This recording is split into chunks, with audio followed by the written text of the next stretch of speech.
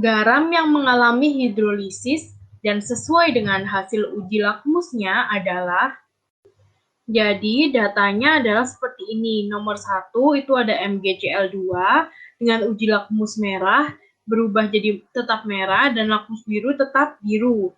Lalu yang kedua ada CH3COONA dan yang ketiga NH4Cl, yang keempat NaCN, dan yang kelima Na2SO4 yang masing-masing datanya ada uji lakmus merah dan biru beserta perubahan warnanya. Jadi di sini ada sifat-sifat dari garam.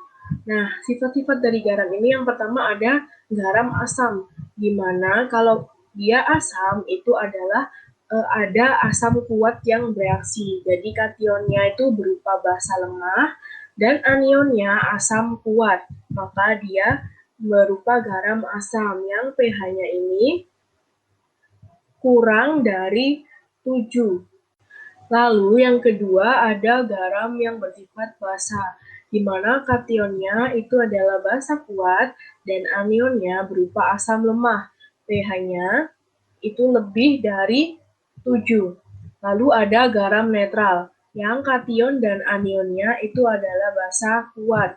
pH-nya sama dengan 7. Lalu yang terakhir ada garam asam atau basa. Nah, di sini ini karena terdiri dari kation basa lemah dan anionnya juga asam lemah, jadi pH-nya itu nanti ditentukan dengan harga Ka atau harga Kb-nya. Kalau Ka yang lebih besar, maka akan cenderung asam, dan kalau Kb-nya yang lebih besar akan cenderung basa. Lalu ada MgCl2 berasal dari basa kuat MgOH2 dan dari asam kuat yaitu HCl. Jadi nanti pH dia ini adalah sama dengan 7. Lalu ada CH3COONA itu dari asam lemah CH3COOH dengan basa kuat NaOH. Maka pH-nya ini cenderung akan bersifat basa. Jadi pH-nya lebih dari 7. Lalu ada NH4Cl berasal dari asam kuat HCl dan berasal dari basa lemah NH3. Di sini karena dia asamnya kuat, maka pH-nya itu kurang dari 7. Lalu ada NaCN dari basa kuat NaOH dan asam lemah HCN. Jadi pH-nya lebih dari 7. Lalu yang terakhir ini ada Na2SO4, di mana dia berasal dari NaOH atau basa kuat dan berasal dari asam kuat H2SO4. Jadi pH-nya ini netral atau sama dengan 7. Nah, di sini kita akan melihat ujinya. Ujinya itu uji lakmusnya, karena MgCl ini sifatnya netral, maka dia tidak bisa terhidrolisis. Ini kan yang dicari yang bisa terhidrolisis.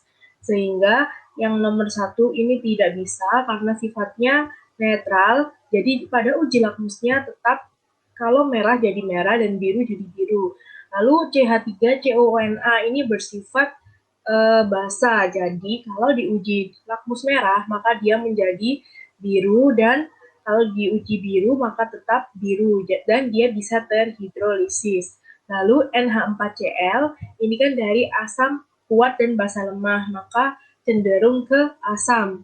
Maka dari itu dia kalau diuji lakmus merah tetap merah, kalau diuji lakmus biru akan berubah menjadi merah. Jadi dia juga bisa terhidrolisis. Yang keempat ada NaCN. Dia dari basa kuat dan asam lemah, maka yang menang adalah yang kuat, jadi yang basa, dimana kalau diuji lakmus merah akan berubah menjadi biru, dan kalau biru tetap biru, dan dia juga bisa terhidrolisis. Lalu untuk yang nomor 5, karena dia sifatnya netral, atau dia bersifat asam kuat dan basa kuat, maka kalau diuji lakmus merah, dia akan berubah tetap merah harusnya. Jadi ini salah. Dan kalau diuji lakmus biru, dia akan tetap biru. Ini benar dan dia tidak bisa terhidrolisis. Jadi jawabannya yaitu adalah 2, 3, dan 4, yaitu pada pilihan jawaban yang C.